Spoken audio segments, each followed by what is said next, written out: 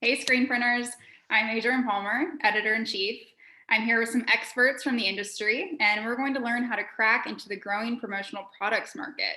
We have Jeremy Picker, Jay Bussell, Charity Gibson, and Marshall Atkinson.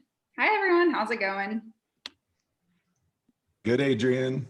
Fabulous. Friday. Great, Awesome. Great to hear. Awesome. So we're going to start with some background info. We'll do this individually. Can you share your title, your business, and your connection to the promotional products market? Jay, you're next to me here in our little room. You want to go first? Yeah, I'd love to. Thanks for having us on. Appreciate the time. My name is Jay Bussell, and I'm part of a tribe of misfits. Don't worry, Adrienne. It's okay. Nobody says it right the first few times. Sorry. And I'm totally used to it. So you can call me the Chief Taco Officer. And also, I pretend to be a marketing director for Equipment Zone.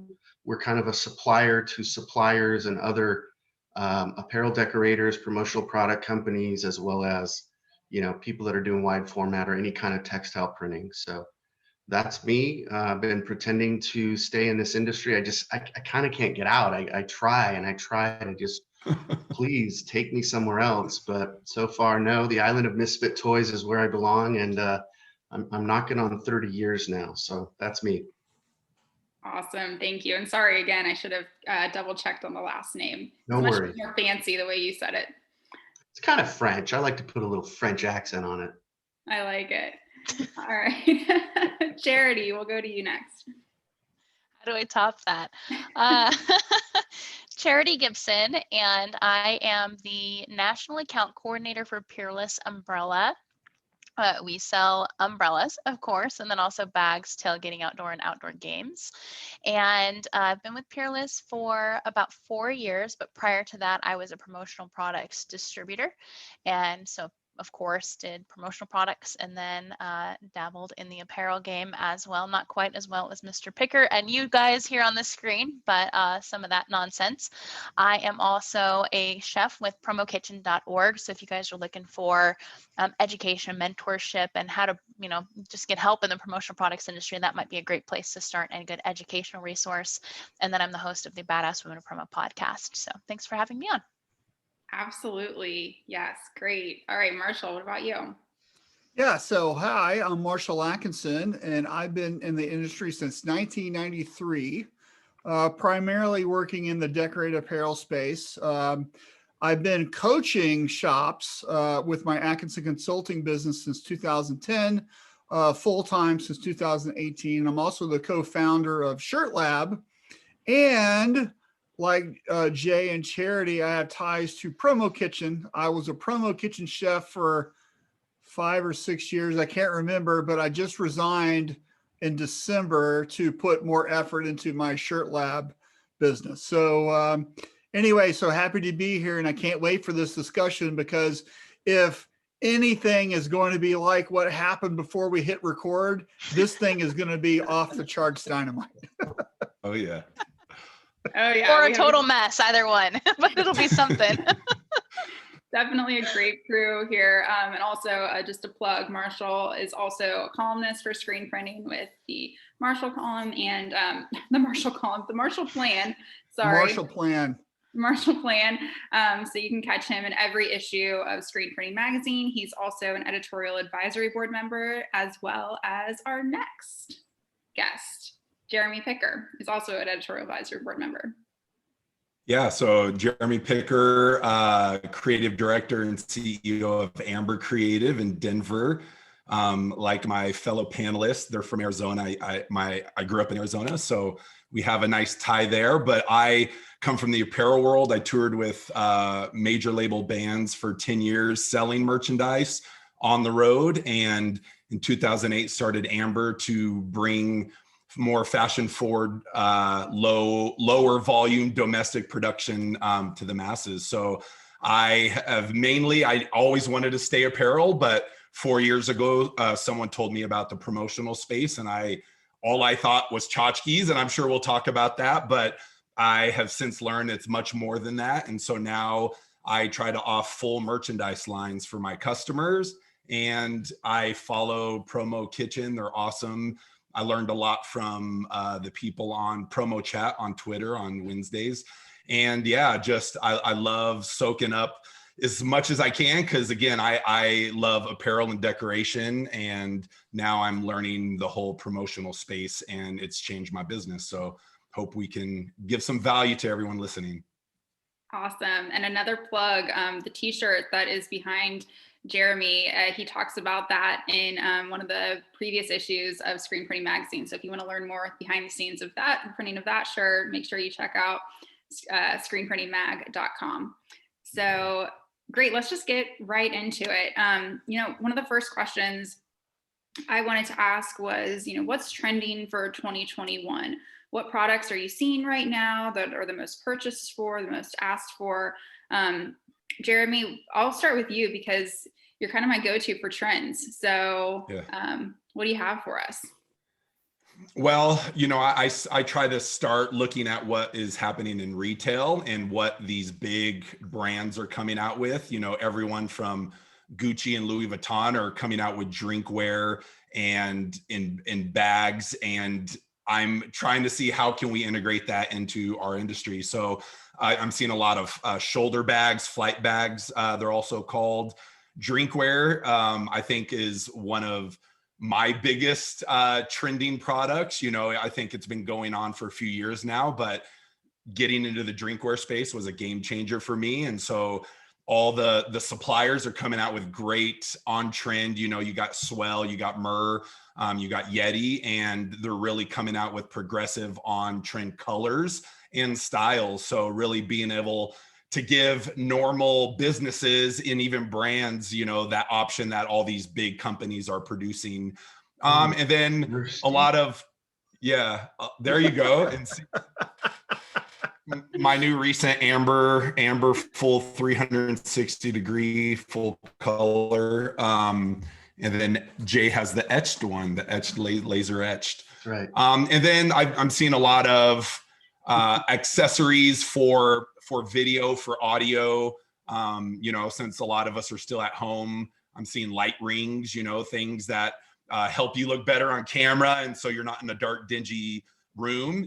There's no excuse nowadays to look like you're in the basement, even if you are. So that's one thing I've been getting asked a lot about, and you can brand them with, your customer's logo. So that's great. Very cool. I actually just purchased my first ring light. And so I didn't know I should have had it branded. Charity, I saw you bring out your Yeti, and I know you had your umbrella earlier. What are you seeing that's trending? Travis, just have to give them our love from our Promo AF crew. But yeah, so interesting. Drinkware, super hot.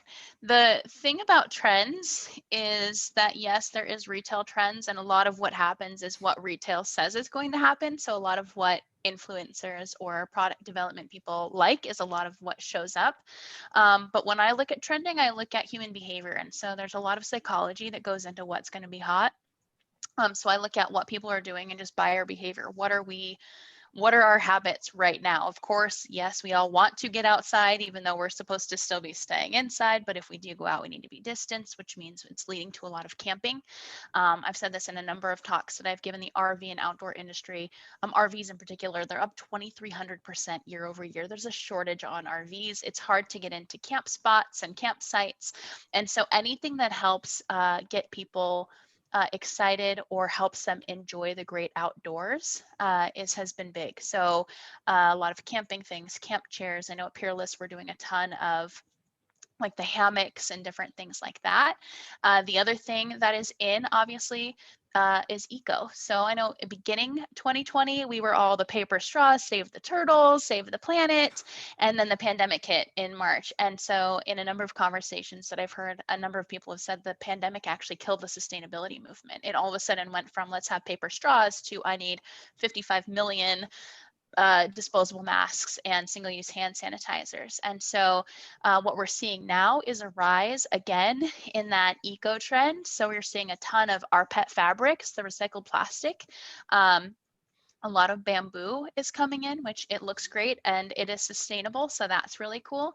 And then of course, give back programs. And I know like at Peerless, that's something that we just double down on our give back. So eco outdoors, and then obviously work from home. So people were stuck in our offices now more than ever. I hate saying those words, but you know, in these turbulent times. There's a lot of, you're seeing a lot of desk space advertising and products that are geared towards getting in front of people while they're at work. And then also, well, I know again at Peerless, we doubled down on like where everybody's talking about work from home. Our job with promotional products and marketing consultants is to figure out how to help people differentiate. And so we're doing that by doubling down on games. Like everybody's talking about work from home. So we're saying, you know what, go play, get outside and play, or just play from home, whatever it is. You don't have to go far. You don't have to do much, but stop working and get some playtime in.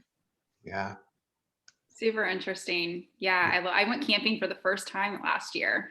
So I'm definitely part of that group. It's like, what are you trying to do to like, you know, be safe, but also get outdoors? Yeah, really interesting notes.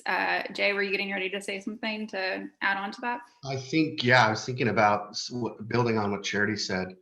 What came to mind was the feelings and the emotions, that psychology that she was talking about. I think that really propels trends. I think it propels also decorating techniques. So sometimes when we think of trends, we think of the product, but I also think we need to keep an eye on the actual processes of decoration. So, you know, not everybody's going to be for a therapy taco in the way that I am, but people are looking for that thing that helps them feel safe and comfortable. And I've also seen a big pull towards nostalgia. So things that were, Yeah. you know, super hot when you were a kid, whatever era. So if you grew up in the 70s, you know, look for those, you know, what are they, lunch pails from the Brady Bunch or the Monkees or whatever was on TV at the time. I don't want to date myself because I know if we go too far back, Marshall's gonna, you know, he'll beat no matter what. So, but What does that mean? it means you're a seasoned veteran, brother. That's what it means. Come Yeah, on. yeah. Thanks. But the nostalgia of it, like, you know, I have a skateboard and an old, you know, wooden water ski behind me because it reminds me of what I used to be able to do when I was 30 years younger and 30 years lighter. So I think those feelings are also impacting a lot of apparel decoration techniques as well as promotional products, the actual products themselves. Yeah, Agree. I love that. Yeah.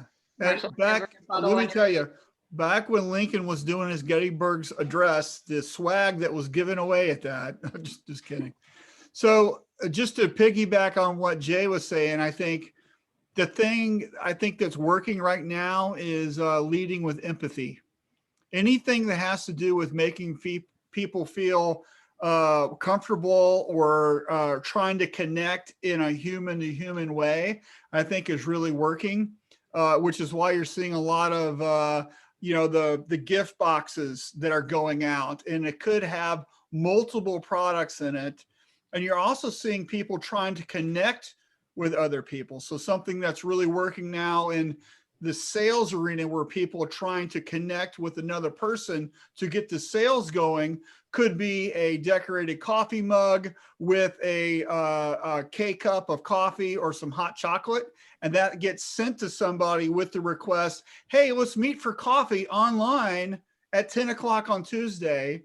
And that is a conversation starter. So you're seeing a lot of stuff like that. And that type of thing where you're trying to differentiate yourself, you're trying to connect on a human level. We're using video now more than ever. And so what are we do? How are we doing that? Because we can't be there in person, but we still want to be human. Any of those things, I think, are really working great right now. Yeah, and I would totally agree with that. And one of the things that you said made me think like so much about it is not the product itself, even though it is. The product is like the delivery vehicle for the message. And so I don't know if it's just because I have been saying it so much, or it is actually catching on in the industry and also in the retail world, but the power of the message and the fact that messaging matters so much more than just putting logos on things.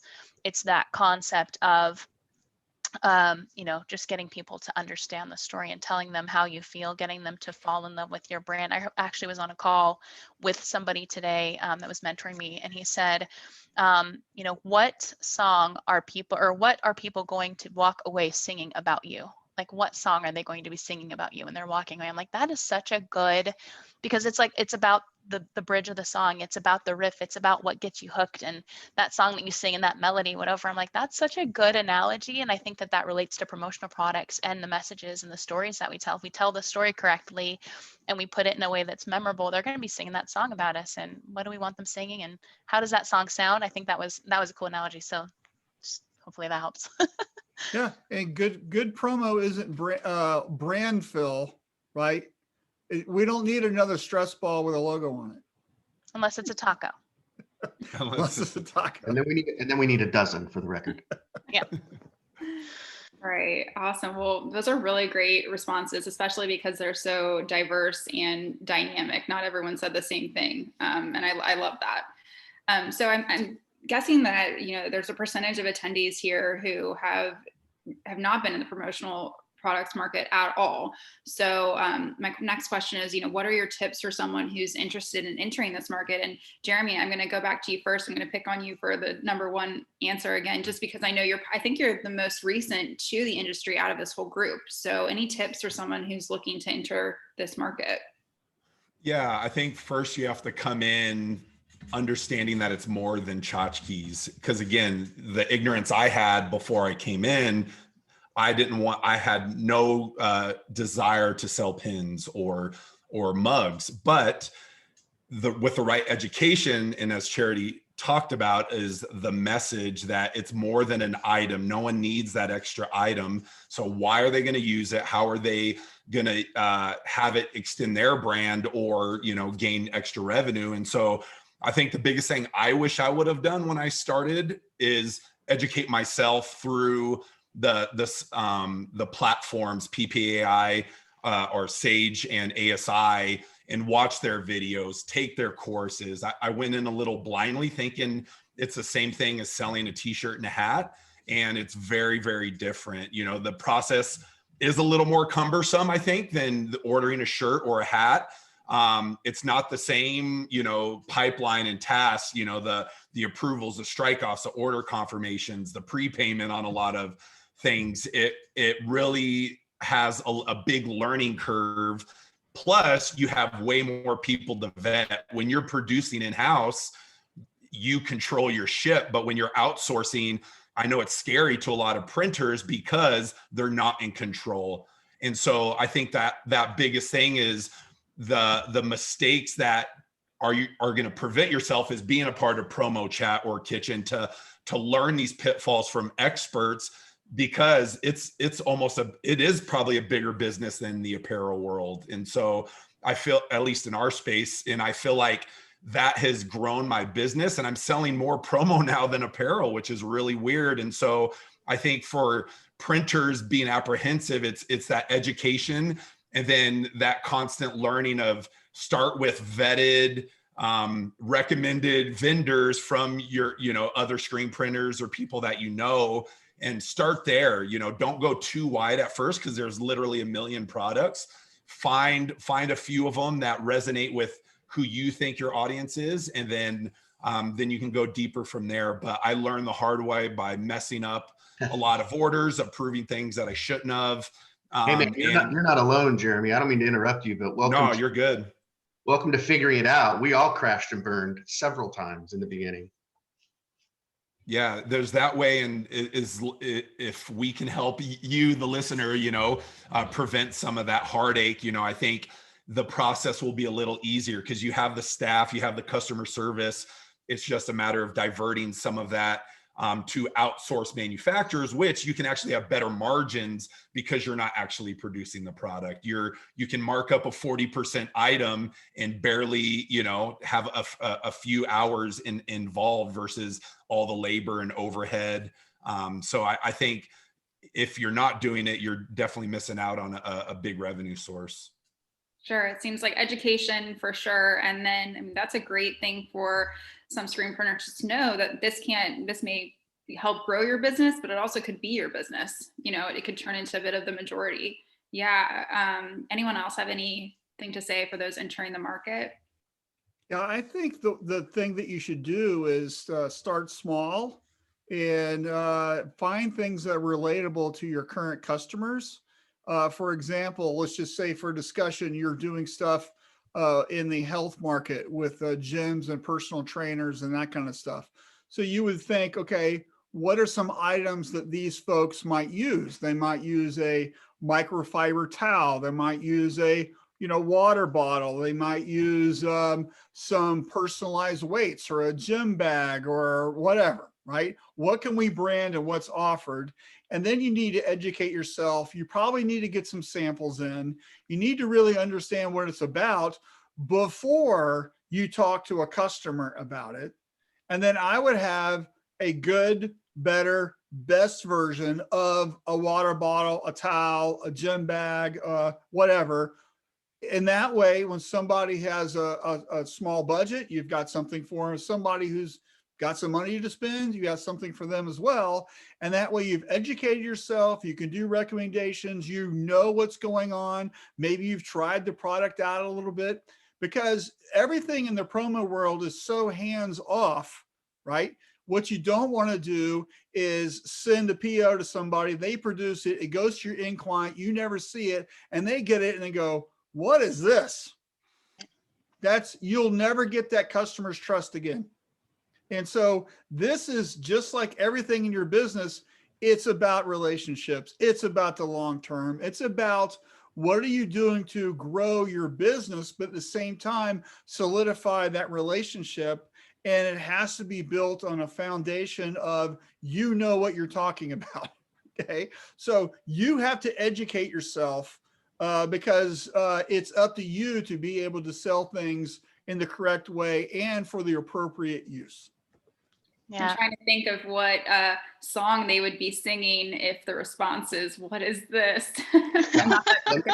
Let me see if I can set Charity up here with something, because she can follow me, because I think she'll have the perfect answer to this. But when I thought about what Jeremy and Marshall just said, I was thinking about how I got started. So I started as an apparel decorator, screen printing, classic, small shop here in Phoenix, Arizona. And for months, people would come in and say, hey, do you guys do any mugs? No. Hey, can we get a sign? No, we don't do signs. What the hell? Hey, can we get some pens? It's just like, dude, look at the sign, t-shirts, right? How hard is it? Finally, you realize, okay, for months, we've been saying no to people who want to spend money with us. What is wrong with us? And so you realize that your client base is buying this from somebody. So if you're an apparel decorator, whatever, I don't care if you're screen printing, embroidery, DTG, you call it, you name it. Your client base that you're currently selling to is probably like 90% or higher purchasing promotional branded merchandise from somebody. So first of all, to build on what Marshall said, be the best resource you can. But to set Charity up, these associations and these connections and the resources you have with your supplier network are paramount, because I don't know everything about umbrellas, but I know someone who does. And so I think that would be your best strategy, in addition to what Jeremy said. But to build on this is that you have to have these key connections and build those relationships with people like Charity. Yeah. Well, hey, thanks for the setup there, Jay. I appreciate that. Just handed it right over on a silver platter. No, and so I'm sitting here, I'm like, okay, what are the things I want to talk about? Because this could get complicated fast, because our industry, as Jeremy mentioned, we speak a whole different language. So I know sometimes screen printers and decorators come in and it's like, okay, well, it should just be easy. It's like, okay, well, work orders and service orders and all of these different types of forms and lingo that you have. That was game changing for me when I started doing apparel from promo. I'm like, why do I have to fill this form out for what? Like, can't you just read it off my PO? And so realizing from the get-go that it is two separate languages. Yes, that they're very complementary businesses and they're very similar in a sense that you have a product and you're putting an imprint on it. But yeah, number one, first and foremost, is realize they are two separate languages, and you have to learn them both and keep them separate, even though they're similar things. The second thing, as Jay mentioned, get connected. The very best thing that you can ever do for yourself is get networked. You'll find very quickly that there are a number of very successful suppliers and distributors that collaborate and they don't compete, even though they're competitors. There's a big difference there. And to be able to ask a question as simple as, how do I write a purchase order to make sure that it gets through and that they know that I want this product with this imprint in this color and delivered on this date? And if you're not writing the PO correctly, it seems very simple sometimes, but they have to be able to be read by somebody who has English as a second language, who, there's a lot of different variables, realizing how the supply chain works. So the second thing I would say is factory tours. Get in your geographic region, find out which promotional product suppliers exist in that region and go take those tours, because the Peerless umbrellas of the world, I mean, we're a fairly good sized company, but we're still on the small end of fairly good, where you go to somebody a lot larger and they've got a completely different process. So for us, it's like a person answers the phone, somebody gets that PO, it ends up on paper on the print floor, but there's 160 employees. And sometimes distributors are under the impression that suppliers operate a lot like a screen printing shop, right? Where there's like a couple people and everybody kind of knows what's going on. So like they'll put their credit card numbers on a PO. Well, I'm like, that's going to 160 different people. We don't want to do that. So I won't get into the weeds on it, but just find somebody that you can connect with that has been doing it, that can give you a template for the questions that you need to ask your potential customers about the colors they want, the events, why they're using it, who's going to be the recipient and what for, and then give you a template for what the purchase order should look like when you submit that in. So just being networked. And then finally, yes, having that network of trusted suppliers is completely key, because what looks very similar on two different websites can be two very different quality products. Hence, getting an umbrella from a company that just happens to have umbrellas as part of a variety line, and getting an umbrella for someone like Peerless, where we're the manufacturer and that's all we do. We've been doing this for 100 years, and even though they look the exact same on a website or in a catalog, mechanically they're very different. So just, yeah, getting the samples, getting networked, asking questions, and and then the last thing I'll say is a search engine. For the love of all things promo, please invest in some sort of a search engine. It'll save not only everybody else's frustration, but your own. So you've got a bunch of different things. Obviously, Zoom Catalog, Distributor Central are both free resources, but if you don't invest in your business, you can't expect others to want to either. So I would say like an ASI or a Sage. If you join PPAI, you get Sage for free, a couple $100 investment, and you'll be able to type in pen, so A-rated suppliers within this geographical thing and really narrow it down without having to go to Google and do all that. It will save you hours and hours and hours. And then, yeah, that's it. It's a lot of words. I could go on forever. If anybody wants to, I just wanted to add one more. Yeah, I just wanted to add one more thing on the diversity. That has been the hardest and most frustrating part, is that every supplier has their different processes, customer service. And so like right now I'm working with a customer that, we have apparel, then we have, accessories and promo. And I have two vendors on the apparel and wearable side. And then I literally have 15 different vendors for the supplier side. And that, I think, is the hardest part on managing a merch line. So I think don't offer it to all of your customers yet, because it'll pull a lot of customer service, time. Is fine. Like, start with your core customers that that might already be producing that, just not with you, or just focus on that good relationship that you've had for years and build from there. Because when someone asks, I want a pen, journal, umbrella, mug, backpack, hand sanitizer, you're now working with 8 different vendors. Yeah. Man, it's a lot of tasks, a lot of follow-up, a lot of proofs. So that's something to be prepared for. And it's going to take time to work all that out, but it's worth it, I think, if you can push through. And that you said something very key. You said there's a lot of time. So you're putting in the purchase order. You are calling the vendor to make sure that they got it. You are following up on that order pretty much every day, every other day, something Every like that. time. As much as you can. And then when it ships, obviously like there are some components of this process, and you will find out that some suppliers are very good at managing the production control. We carry a less than 1% error rate with us, but others don't. Like you might put in the order, and if they didn't, you emailed it in and they didn't get it, they're not going to call you and be like, oh, we didn't get, like, it's all getting more and more automated, but it's a lot of work being a distributor. And I like to say, suppliers, we have lower margins and we're kind of machines. We take the order, we stamp the thing, we send it out the door. But on the distributor side, for you guys, I like to call it earning your margin. Like there's a reason that you get the margins that you do. And unfortunately, part of your job involves babysitting orders. And that's a sad truth, but it's also part of why you can be so successful. If you babysit those orders very well, your clients will be very happy and they will keep coming back for more, and you can charge more for your services because you're really good at what you do. And 90% of distributors don't do that. So you can stand out very easily, very quickly. Do yourself a favor and create a checklist. Yeah. Systems and processes. Make it a standard procedure. This check. Did I get the shipping? Check. Did they do everything they're supposed to? Check. Okay. And that's going to help you keep on track.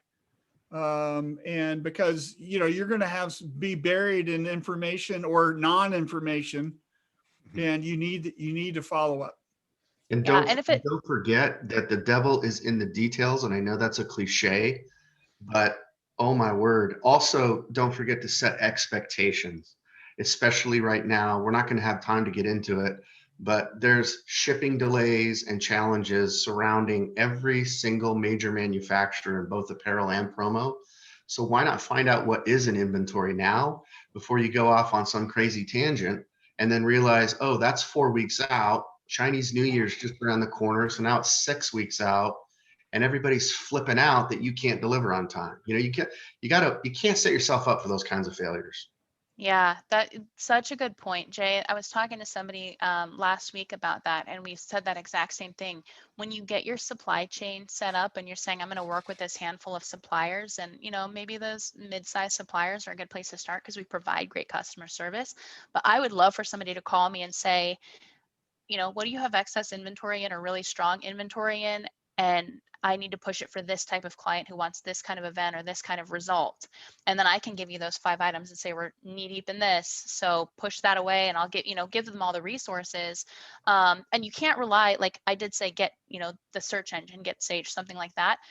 You do have to make the call and you have to call your suppliers because inventory changes, really, I could be talking to you right now about a 10,000 piece order and somebody's already putting that PO and they just grab that stock. So, definitely call and make sure, can you put this order on hold? I'm going to have that in within 20 minutes. And when you start creating that communication, one, I love it because that's a cool opportunity for me, but two, it just saves you so much time and so much frustration.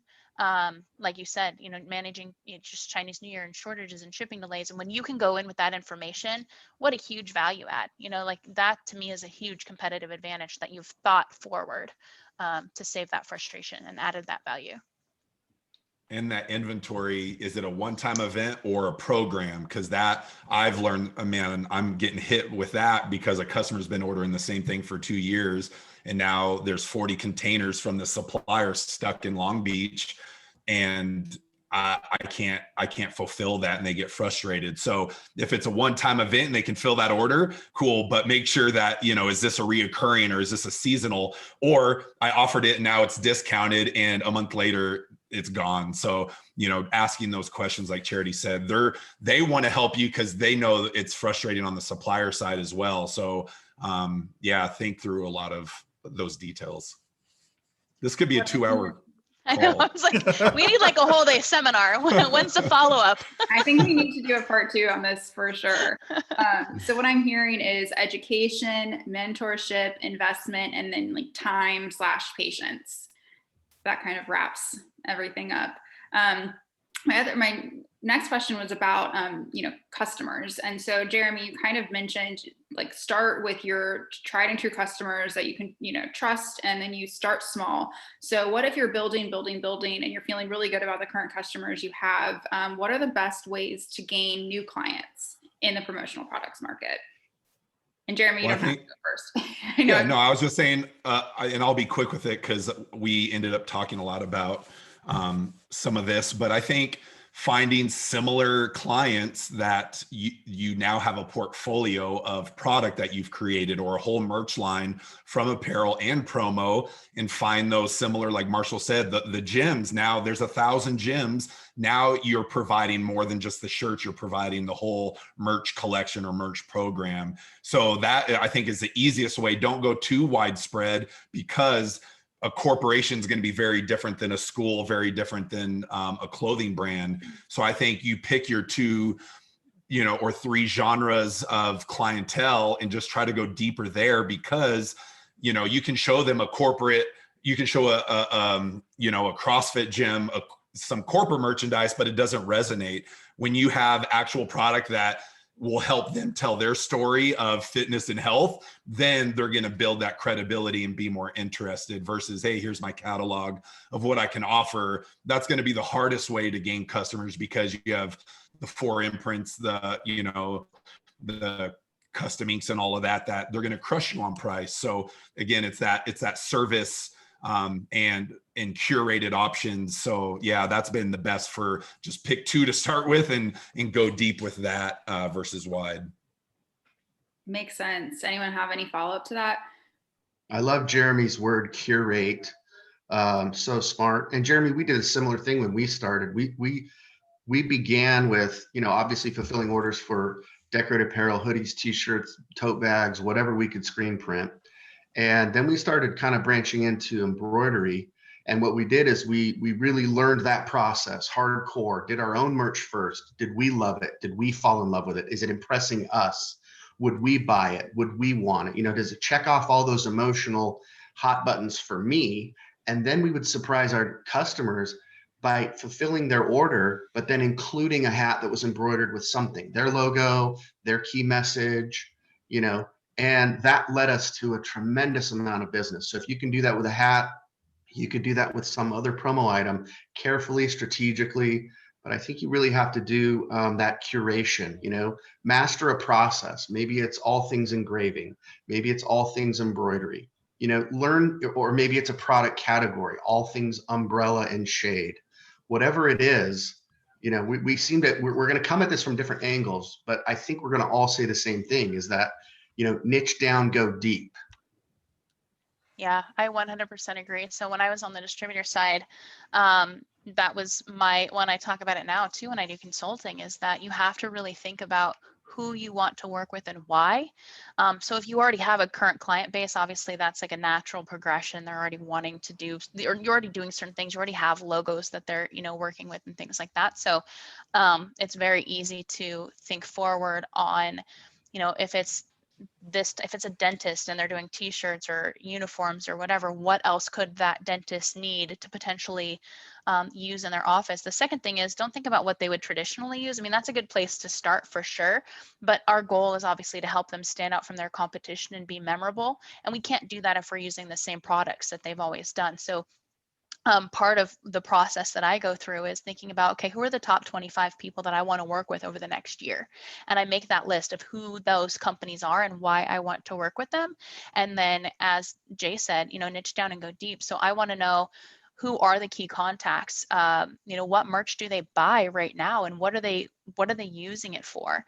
Additionally, you have to come back, and you can't say I can do the same thing, and better. That doesn't work. It's, I can do similar things, but I can do different things, and I'm going to get you different and better results, because I'm going to come in with a different point of view than just doing the same thing that other guy did cheaper, because then you're in a race to the bottom on price, and price is not a sustainable competitive advantage, but creativity and differentiation are. So that's huge. Focus on, which clients you want to have, how you can help them, evaluate what they're doing now, what they can do better and differently moving forward. And then I guess the last thing that I would say, Mark Graham from commonsku, previously of Right Slave, he owns a big technology company in the promotional product side of things. And one of the things that he says when he speaks in his conferences is that you should know your client's industry as good or better as they do, as they know it themselves. And so go to their conferences, sit in on their networking sessions and their education sessions, so you know what challenges are coming down the pipeline for them. And then you're more well equipped to be able to tell, sell them merch that tells that story and differentiates them from all the competitors in their space, because now you're in that world. You also know who their competitors are and what their competitors are saying. And it gives you the opportunity to tell a story in a much different way. So along with that, you want to make sure that if you are focusing and that you enjoy that industry, you're not going to go sit in a technology, event if you're really just interested in golf, or if you really want to go, in deep into outdoors and things like that. So really think about where you're passionate and where you have a love and an affinity for, where you can drill down and become part of that ecosystem and become part of that tribe in whatever industry. So then you're more well equipped to serve them. And then the last thing that does is when you're building Wait, you already said presentations. the last thing. Come on now. I know. Okay. The second last PS postscript, one really quick last to add on to what Jeremy was saying. I want the audience to know I would only do that because I admire every word she says. She's a rock star. And I know her and I can tease her that way with lots of Please love. do. And this is why we need part 2. And I'll even sponsor part 2. But the final thing, the real final thing, it's like when you're revising all your, your final files after the revision and the final. So the final, to add on to what Jeremy said, when you do that, you have a template now. So when you're building your presentations in Sage or whatever you're using to create your presentations, if it's for gyms, if it's for golf, if it's for healthcare, if it's for technology, you have a core product presentation done. And now you don't have to say, okay, well, I have a golf tournament coming up. What product should I use? You've already got that one sheet or that storyboard. Now you can just make really badass virtuals. Hopefully I can say that. Sorry, really cool virtuals. And now that artwork, you get to spend the time that you would have spent creating that presentation on just making those items look really cool and unique for that particular person. And then you've shortened your sales cycle. So instead of starting here and going through all this, you start here and you just close it and go. So you're able to scale a lot faster and more efficiently. Now I'm shutting up. Final, done. Hey, can I talk now? Yes, please, for the love. So I love everything that everybody has said here. And I think it all comes down to this one thing, which is asking better questions. And so whether that's your current customers or potential customers or customers that you hope to have, you need to ask better questions and find out what are they struggling with? What are their goals? You're seeking clarity. You kind of want to understand them so you can develop a better relationship. You can develop better products. You can understand what they need, their needs are, their time frames, what works for them, what doesn't work for them. Do they have a branding guideline, which is so critical to making sure we can reproduce their logo or whatever they're doing? So there's a lot of stuff that goes into that. And I think a lot of people, especially that are new, sometimes we make rookie mistakes just because we don't know what we don't know. And so if you're going to get into the promo game, you need to start talking to your customers, asking them questions. What do you use? What do you like? What don't you like? What was the big problem? And so one of the things that when I coach my clients sometimes, we always talk about developing new market segments and new customers. And one of the things I remind them is that for anybody to start doing business with you, they have to fire the guy they're using now, right? Why should they go and do business with you, especially if you don't know anything about them? So you have to do the research. You have to understand what they're about and where they're struggling and all that stuff, so you can bring them a better solution. And that does not mean bring them something cheaper. Amen. Yeah. And so it sure. means them bringing something better, right? So something better. People will pay for better. I know I do. Okay. Yep. I like nice things. I will pay for better things, right? I don't necessarily have to have the cheapest thing. And there's a lot of people out there that are like that. So don't go after the cheapos. Go after the people who got the nice fat wallet, right? So Well, and I think you said something huge. Don't think of people as prospects and clients. People are people. Treat them like it. Yeah. Sell to people. Right, exactly. So anyway, that's it. That's my final answer. Revised final.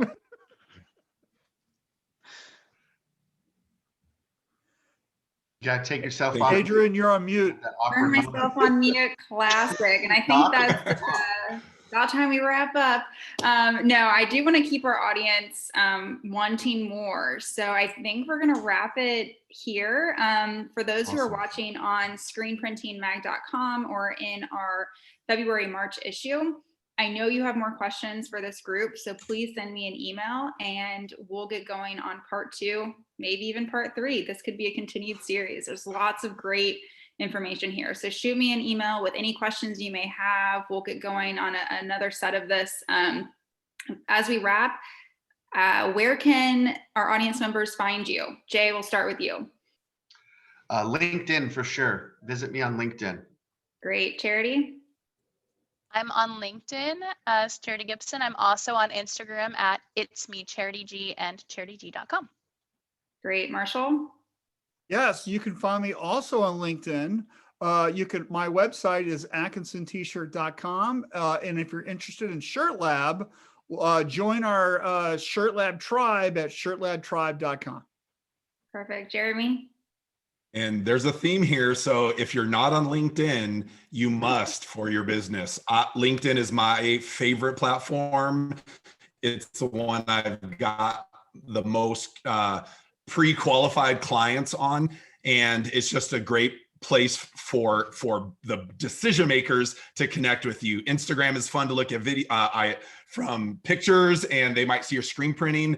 But if you want to go deeper and grow your clientele, LinkedIn's been a great spot. And just one last thing, I think, don't be overwhelmed. It is a difficult thing to learn, but it's worth it because the competitor down the street isn't probably going to do it. So if it was easy, everyone would do it, right? So I think if you can push through, it's going to change your business. And if there's another pandemic, hopefully not, that you're going to have those roots that is not going to rely on just t-shirt printing. You're going to be able to, I was about to say pivot, sorry.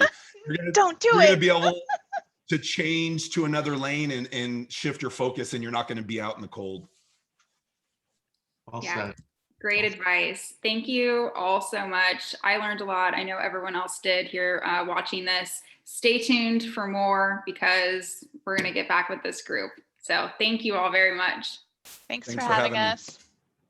Bye, team. Good to see you. See ya. Bye.